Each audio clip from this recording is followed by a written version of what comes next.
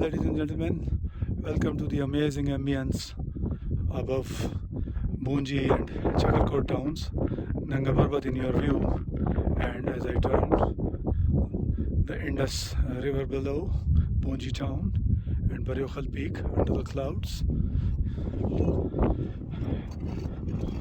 Further turning eastwards from where the Indus comes from Iskardu, Haramosh Valley, and we reach an amazing site here at 7,000 feet above the sea level, where a strange kind of hole in the ground is found by local people of Chakarkot, and they say, I think somebody has tried to dig it in search of maybe some treasure as well. It has two parts. One is a big one, which I am showing you, and a small one also right over there.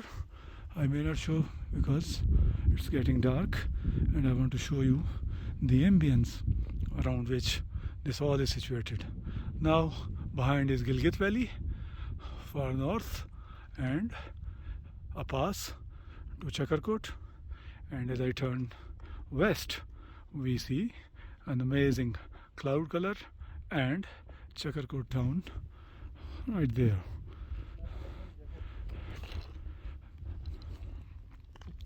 This is your friend Aziz Ahmad Jamali.